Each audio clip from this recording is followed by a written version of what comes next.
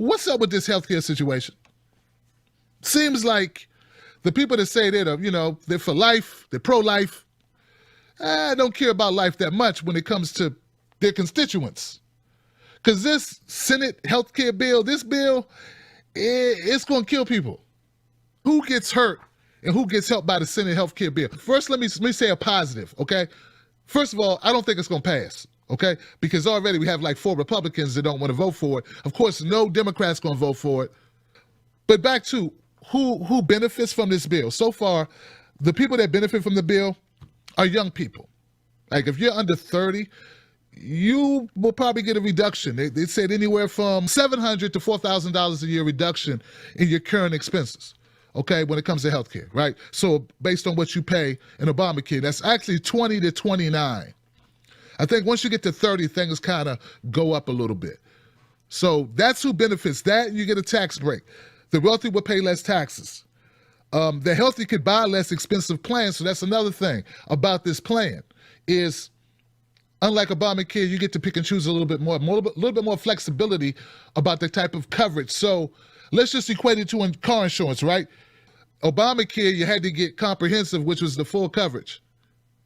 Well, with the Senate healthcare bill, if that passes, you can get the basic insurance, and that means you'll pay less. It said insurers will receive more federal funds. Okay. Good for them. They get more money. Good for them. I'm looking at the coverage of it, and I'm not seeing people like really call it straight. It's a horrible bill, but at least let people know what's going on with the bill. Like the Fox Newses, they're not telling you the bad things through and through, and the MSNBCs and CNNs aren't telling you any of the stuff that's beneficial, okay, that people get out of it. And regardless of what side of the equation you are on this, if you're a small business person who really needs the Affordable Care Act to be modified because you can't afford to stay open, you can't keep your doors open, which means you have to lay people off, and there goes your dreams of owning your small business. Well, people need to recognize that that's a reality. That's what I don't like about the healthcare debate, is that there are a lot, depending on who you watch, they leave out things that are pertinent. Okay, so the other thing that they leave out is that Obamacare, it is about to implode, and there were already carriers that were dropping Obamacare and taking the hit instead of actually offering it as an alternative. There were carriers who were leaving, like not going to carry it. So there were some places in the United States where if you have Obamacare, you're not going to be able to get coverage. You're going to have to leave your state to get coverage. So let's talk about the people that are going to be hurt by this bill if it passes. Once again, I'm hoping it doesn't pass. You know me, I want single payer. You know me, I want Medicare for all. That's what I want. That's what I think we deserve. Lee Camp did an excellent segment on this, and you should check that out. He goes through the list of all the countries that already have universal health care, though America's, we say we can't do it. We say we can't do it because we different. America's different than all the other countries that have single payer or Medicare type system that covers everyone. And for some reason, though we're so great, we can't, build on that and improve what they have, take it, improve it, give everybody coverage, work out the bugs. It won't be perfect. Work out the bugs, get down the wait times. Like, we can't build on that. And people actually buy that. Like, I don't understand. But anyway, let's talk about the people that are going to be hurt. Lower income people will be hurt like hell by this bill if it passes. They will be screwed. Period.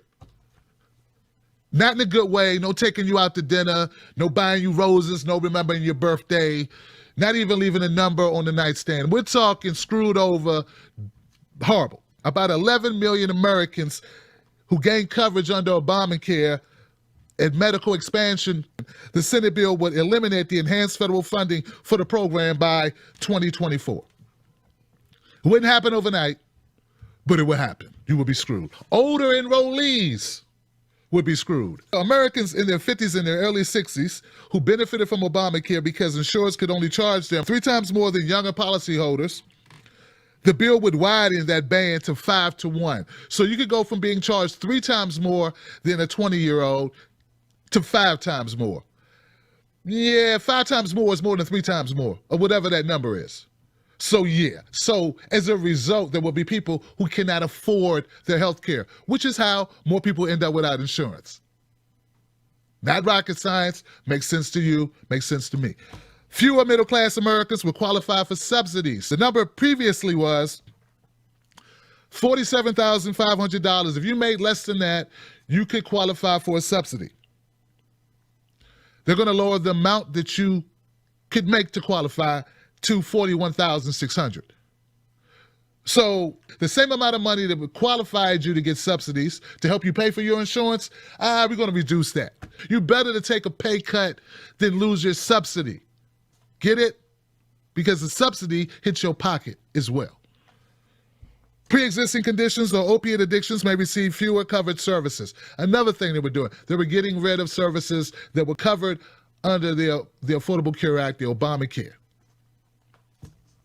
So pre-existing conditions may not be able to buy plans that cover all of the treatments that they need. If you can't cover the treatments that you need, what do people do? Well, if they can't cover it, they can't pay for it, they go without treatments, meaning they die. So it's not hyperbole when people talk about there will be people who are going to die due to this bill if it passes. There will definitely, obviously, be people that die. But I also want to mention there are people already dying because of their health care. And even with Obamacare, they're dying, right?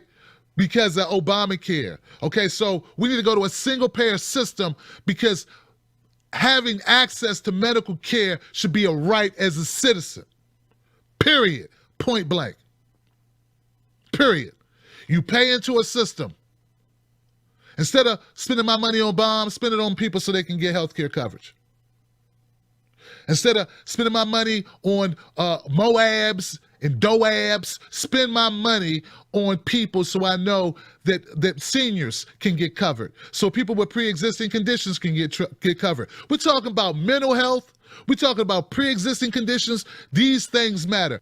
As my friend Tesla Figaro says, we don't need to resist, we need to renegotiate. One of the things we need to renegotiate is healthcare for everyone.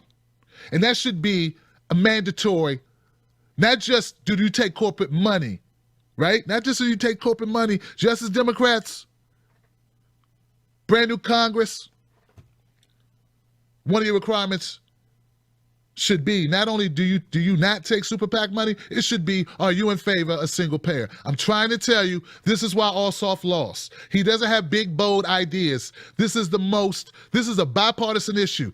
Life and death. Everyone has older parents. Everyone's getting older, all of us. Your man Tim Black getting older, you getting older, your kids getting older. Anyone can develop a condition tomorrow. There are people with conditions that we love, that we care about. This is a bipartisan issue. It should be treated as such, and it should be something you run on, not run away from.